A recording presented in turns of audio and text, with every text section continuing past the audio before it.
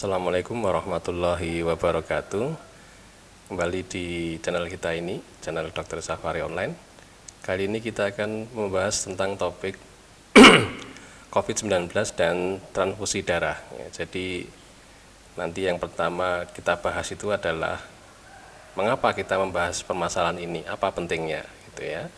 Yang kedua adalah definisi donor darah dan transfusi darah, ya, agar kita tidak beda pendapat atau beda pemahaman. Ya.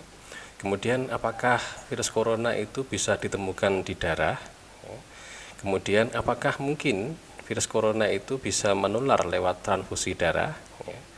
Nah, yang terakhir, bagaimana pencegahannya jika memang nanti dalam pembahasan itu ditemukan virus corona di dalam darah, ya, agar proses donor dan proses transfusi itu berjalan dengan baik. Kita mulai dengan pentingnya pembahasan ini, ya.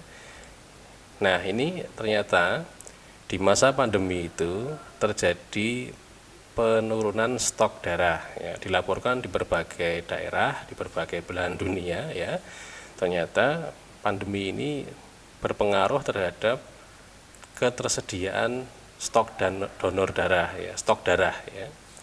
Nah, apa penyebabnya? Nah, ternyata banyak sekali penyebabnya. Ya, yang pertama adalah karena adanya pembatalan kegiatan donor darah, ya. Kita tahu bahwa donor darah itu tidak hanya dilakukan di tempat yang khusus, misalnya di PMI, ya, tidak seperti itu, ya. Bahkan faktanya banyak kegiatan-kegiatan itu donor darah dilakukan di tempat-tempat yang misalnya di masjid, di sekolah, gitu ya. Nah, karena adanya PSBB, karena adanya pandemi, kemudian di PSBB, maka terjadi banyak pembatalan kegiatan donor darah, gitu. Yang pertama. Yang kedua, adanya penutupan berbagai tempat yang biasa menjadi pendonor, ya. Nah, ini juga karena efek PSBB, ya. Nah, berikutnya adalah adanya pendonor yang terinfeksi atau malah melakukan isolasi mandiri karena terpapar virus corona, ya. Ya, tidak menutup kemungkinan ada seperti ini, ya. Kemudian, penambahan penapisan pendonor, ya. Jadi pendonor-pendonor tertentu yang sebenarnya berpotensi, tetapi karena proses screening, ya, untuk menghindari berbagai macam hal yang tidak diinginkan menjadi tidak diterima, itu ya. Nah, ini kemudian terhentinya pengambilan darah berbasis rumah sakit karena kekhawatiran penularan COVID-19, ya. Di beberapa rumah sakit di luar negeri dilaporkan kejadian seperti ini, ya. Nah, kemudian ditahannya kantong darah setelah mendapatkan informasi pendonor. Artinya apa maksudnya? Pendonor sudah kadung donor, darah sudah diterima, tetapi mendapat info bahwa darah dari pendonor tadi ternyata pendonornya terinfeksi virus corona, ya. Jadi kantong darahnya tertahan dulu, gitu ya. Nah, tidak diberikan ke pasien, itu ya.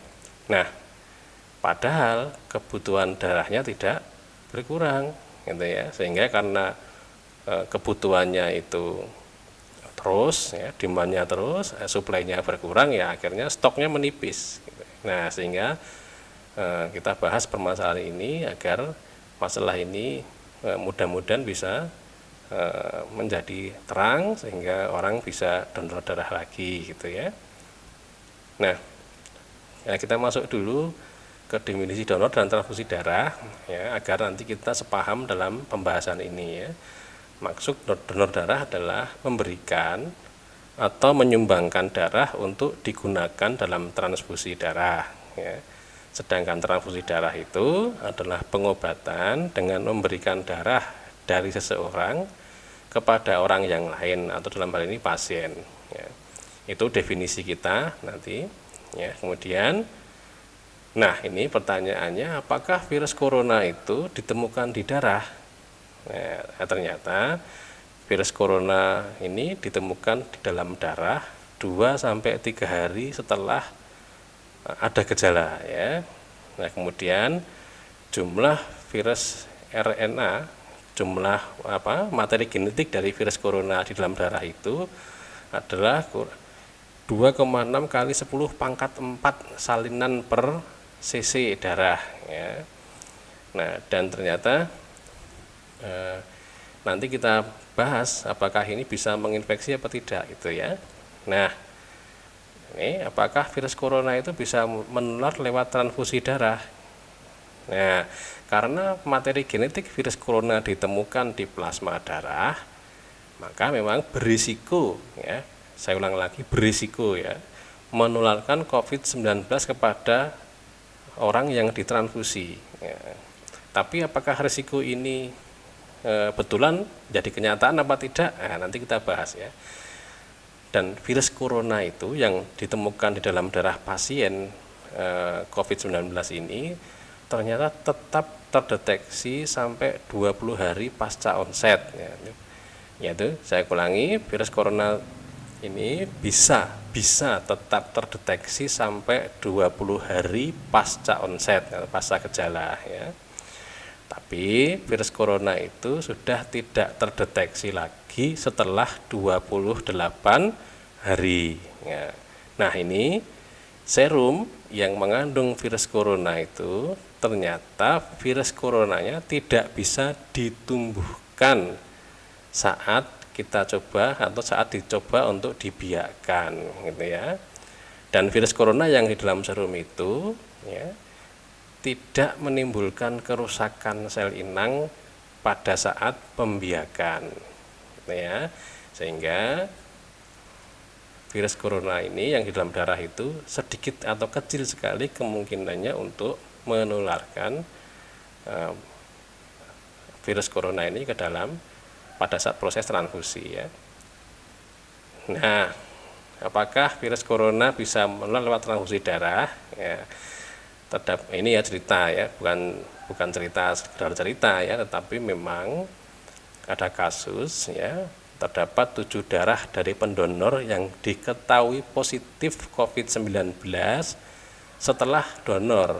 Jadi ada 7 pendonor ya, sudah kadung diambil darahnya, tapi ada informasi bahwa ke-7 orang ini ternyata positif COVID-19. Nah, dari 7 darah ini padahal direncanakan yang 6 kantong darah itu digunakan untuk mensuplai komponen darah dan 1 dipakai untuk vaksinasi. Nah, karena ada informasi itu, darah dari pendonor yang sudah kadung diambil tadi segera ditahan ya untuk tidak diberikan kepada pasien. Namun, mengingat masa hidup yang pendek dari trombosit ya, dari keping darah ya, maka komponen darah trombosit diberikan kepada 6 pasien ya, tetap diberikan kepada 6 pasien ya. Dan 3 PRC packed red cell itu diberikan kepada 3 pasien. Nah, akibatnya apa? Hasilnya apa? Ya, seorang pasien meninggal dengan sebab yang tidak terkait dengan COVID-19.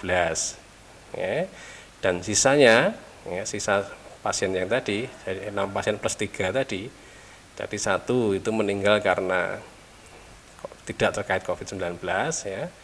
Nah, yang kemudian 8 orang lainnya tidak menunjukkan gejala yang terkait COVID-19 sampai 19 hingga 29 hari setelah transfusi, dan materi genetik virus corona itu negatif atau tidak ditemukan di dalam darah pasien atau di pasien tersebut selama waktu itu 19 sampai 29 hari itu tidak ditemukan virus corona di dalam tubuh pasien yang ditransfusi tersebut. Ya. Nah, sehingga kecil kemungkinan virus corona itu menyebar melalui atau menular melalui transfusi darah, walaupun tadi disebutkan ada risikonya ya. Nah, bagaimana pencegahannya ya agar donor dan transfusi ini menjadi aman gitu ya. Nah, yang pertama adalah 1, jangan mendonor dulu ya jika ada faktor risiko COVID-19 atau jika merasa tidak sehat. Maksudnya dengan faktor risiko itu seperti apa? Misalnya ya, sudah pernah kontak dengan pasien COVID-19, kontak erat ya, misalnya ada anggota keluarga yang terkena COVID-19. Wah, jangan-jangan terkena ini ya. Kalau begitu ya tidak usah donor darah dulu ya. Atau sedang tidak sehat ya, tidak sehat jangan usah donor darah ya.